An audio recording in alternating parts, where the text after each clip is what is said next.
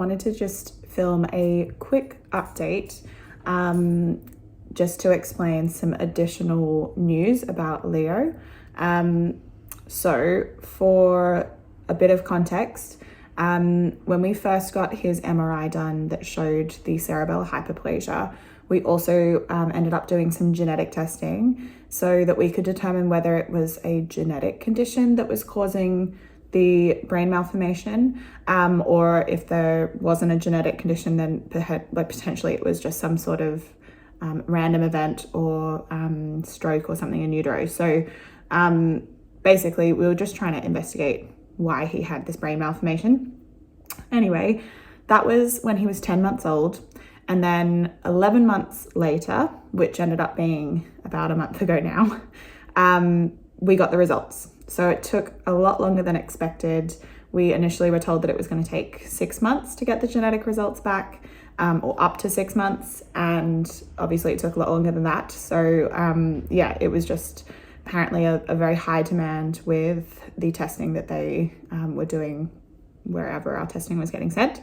But yeah, so that's the context. The update is that we now have an answer as to why Leo's brain didn't form the way it was supposed to. And it's also an official diagnosis for Leo. So yeah, it's really kind of good to have that kind of official diagnosis so that we can kind of move forward with kind of the planning and things, like that kind of stuff, moving forward with Leo's like medical side of things. So the genetic results show that Leo has something called PMM2-CDG. It's a genetic disorder that is very, very rare. It's autosomal recessive, which means that both Ben and I were carriers of this genetic disorder. So neither of us showed any signs, obviously. And Leo was just the lucky 1 in 4, that like the 1 in 4 of our children that ended up getting both of the genes from us. So yeah, that's how that's happened. It's a disorder of glycosylation, which is kind of like a genetic and metabolic disorder.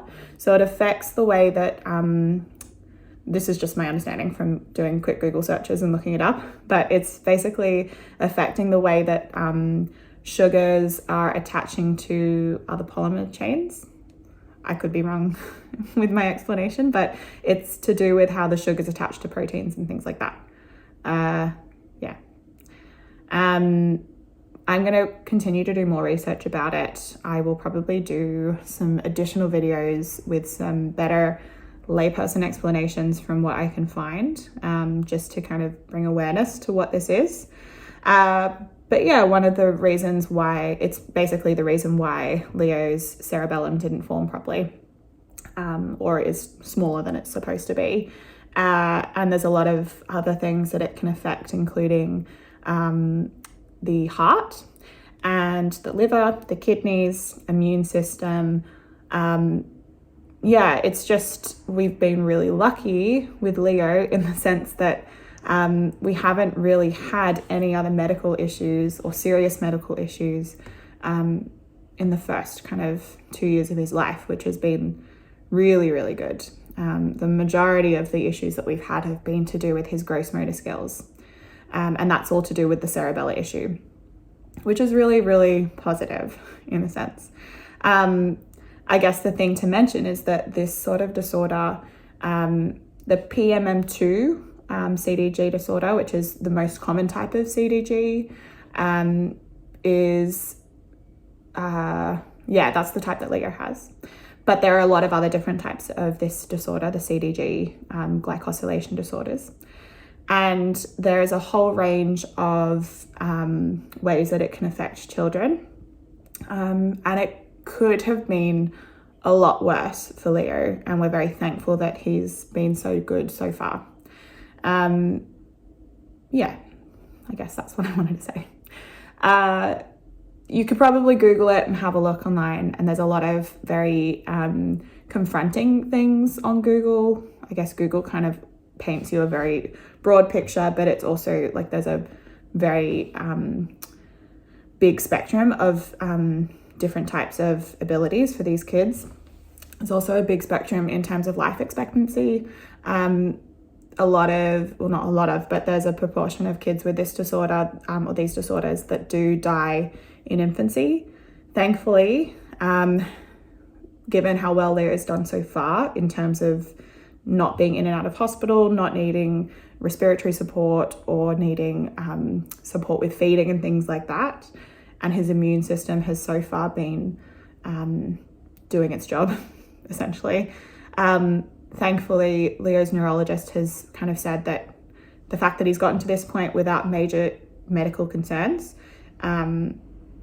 is a very, very positive sign that he will continue to kind of progress well moving forward, essentially. That being said, we do have to do some additional testing just to make sure that everything else is going okay. So we're going to see a cardiologist, we'll see a genetics team, we're going to see a nutritionist, metabolic specialist, a few other people, basically, just to kind of tick those boxes and make sure that everything else is working as it should be at the moment. And then we'll continue with all of his current therapies, so that won't change. Nothing else really changes. He still has his diagnosis of ataxic cerebral palsy. He's still diagnosed with cerebellar hypoplasia, but these are basically secondary diagnoses to his primary diagnosis, which is the reason for the others, which is PMM2-CDG. So yeah, I haven't filmed this too quickly after getting the news, just because we wanted to take some time to process it as a family, and we've kind of done that.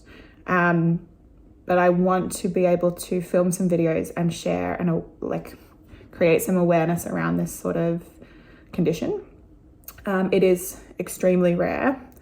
There are, I think, something like for the disorders of glycosylation, this type of CDG, like the CDG disorders, there's only about 1,800 people in the world that have been diagnosed with it.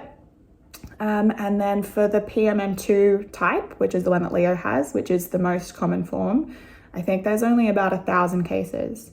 So Leo's very special in a lot of different ways.